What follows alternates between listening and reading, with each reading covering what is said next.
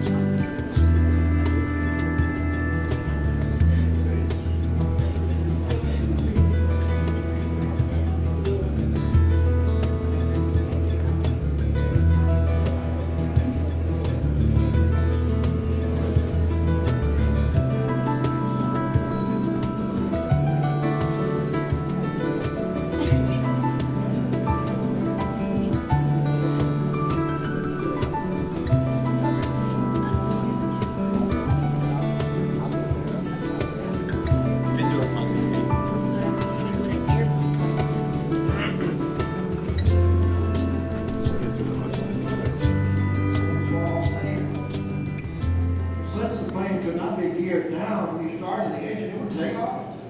You have to be standing in front of it, it would run over you.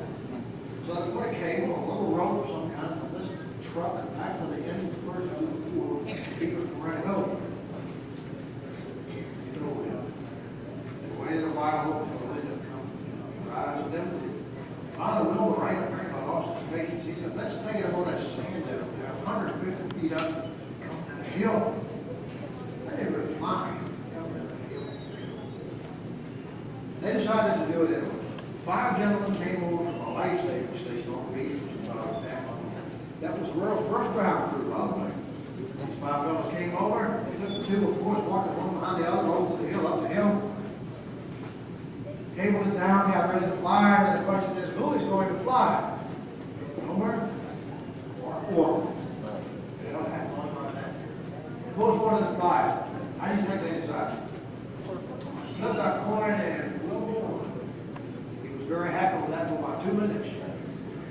Then the Orville job. Will Bourne will be fine. Of course, all got to come over here. It's going to be painless at rest, so balancing on a 2 by 4.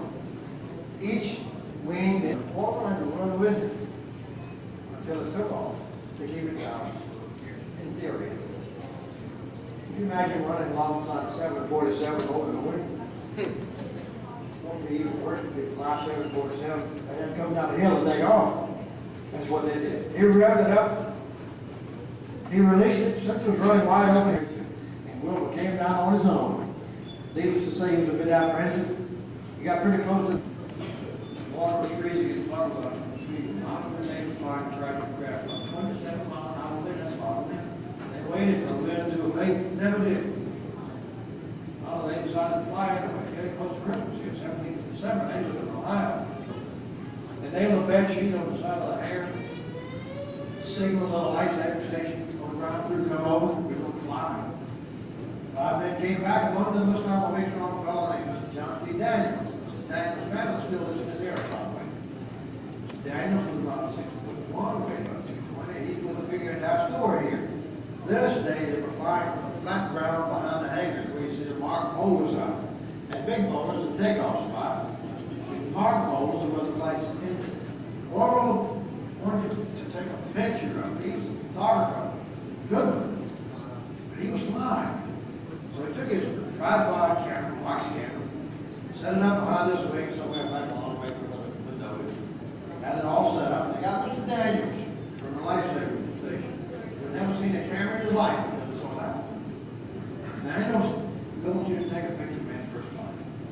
Orville's having get about 2 feet off the runway. Squeeze the ball. Daniel said, yes, sir. My brother shook hands and they noticed that morning they hung on a bit longer for some reason. Don't know why. Little guy on the wing, his turn to run. And all climb aboard.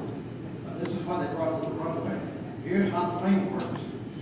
Pilot flies prone on the wing. Hips in the cradle to warm the wing. I'll show you how it works in just a minute. There's a tow board behind him back there by his feet. It needs a little leverage for this one to push it to. Right here. When he lands, he goes his nose behind the board so it won't go sailing through the elevator here. That was his seatbelt. Hips in the cradle.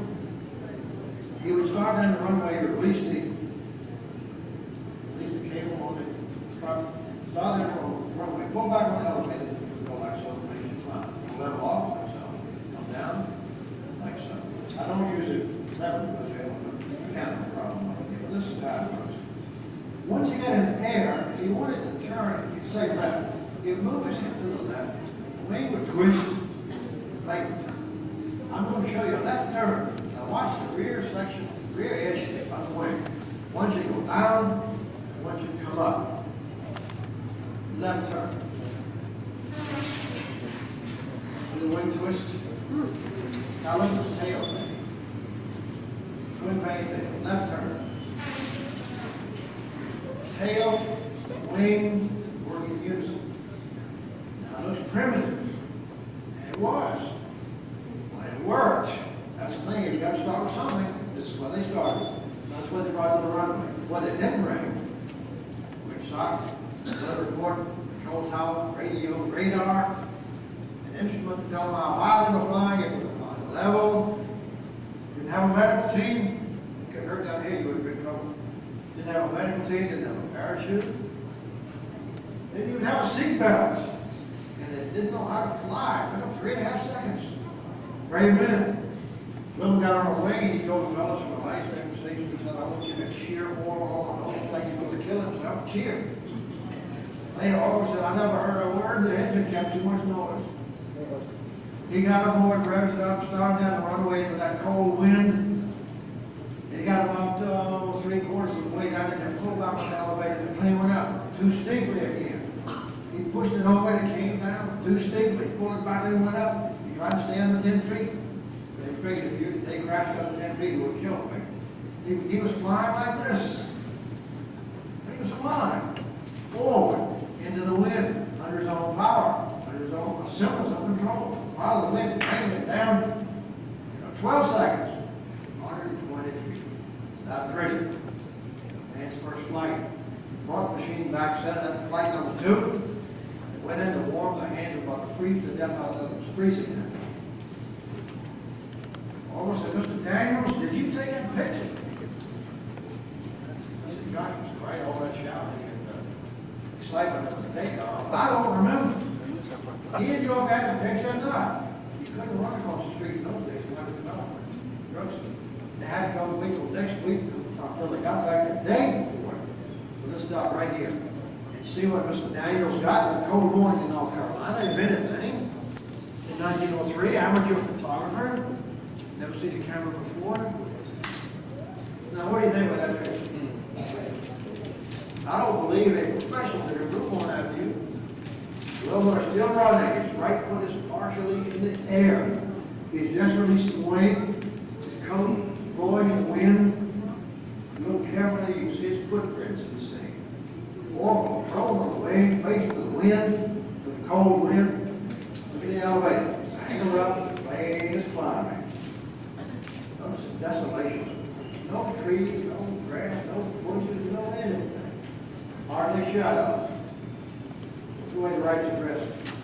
Black suits, white collars, black ties, black shoes, black hats.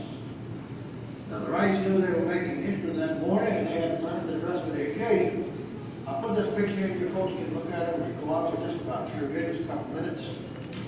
Great picture. Probably the most famous ever taken on the plane. Second flight. Wilbur.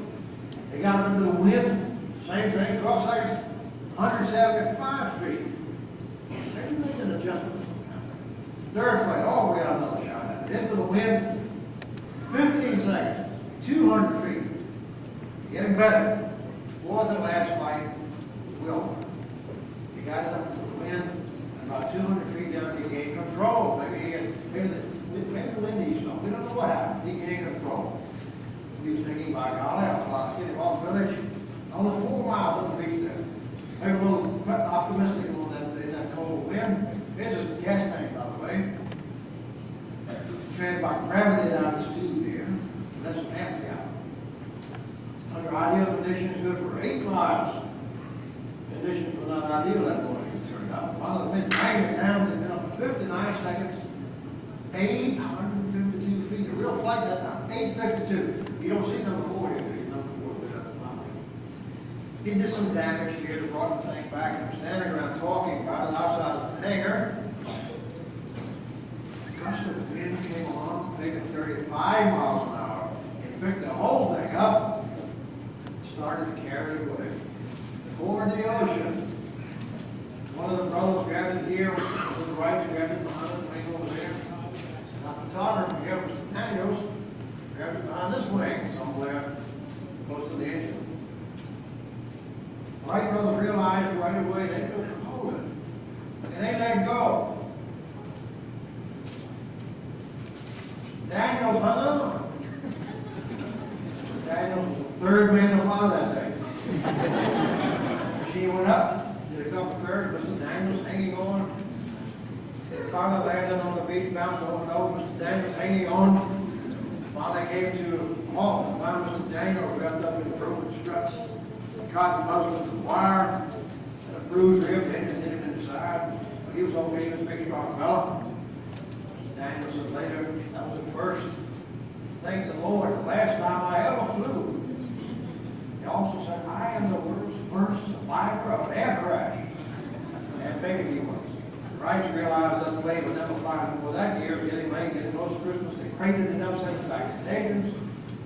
Never flew again. Been in the air the whole time, less than 2 minutes. But they had flown. They had actually the Smithsonian first in line, 15 feet above the floor. Never flew that high. That was in 1903. 1912, Wilbur Wright died. He contracted typhoid fever and proved fatal. He was famous and wealthy. He was 45 years old. His father, the bishop, wrote in his diary a short life full of consequences. That it was.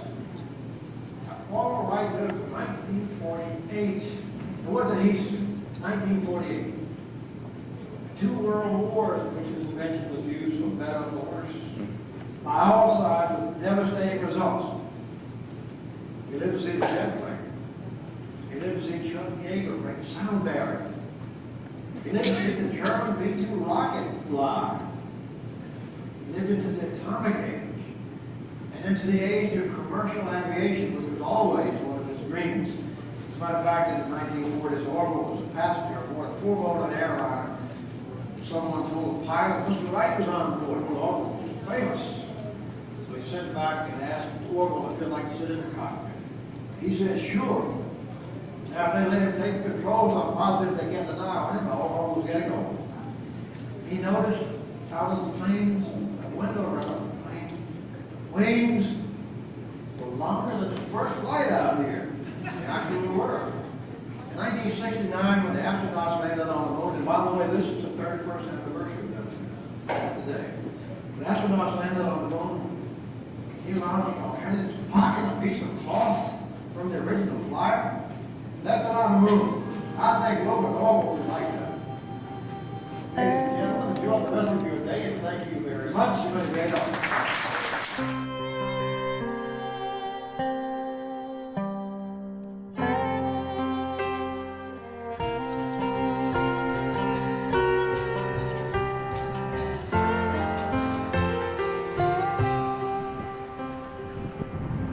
This is the house in the construction area where they built the aircraft, and this is where they housed the aircraft, the hangar.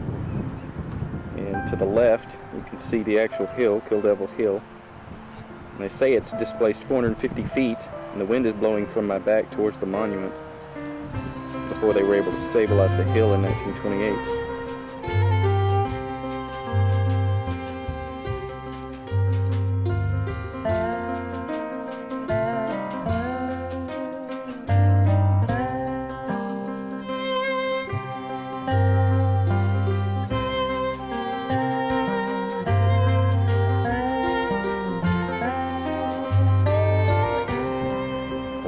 present at the dedication of the monument.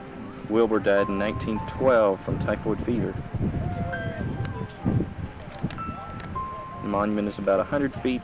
The Wright brothers made about 1,000 glided flights before they determined that they were able to control their aircraft, before they started working on the powered aircraft.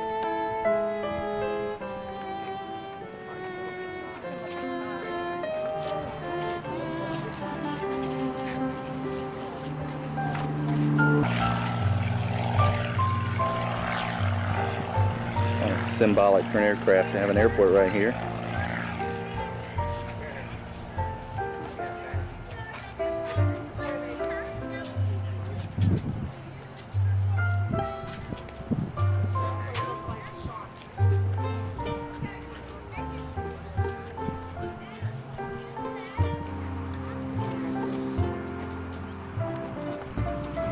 This is the end of the rail where the aircraft took off towards the mile markers, or stone flight markers. I'm standing at the end of the rail where the aircraft took off. You can see it's on 120 feet to the first landing point, not very long. The last flight consuming about 820 feet, about 1 minute in the air.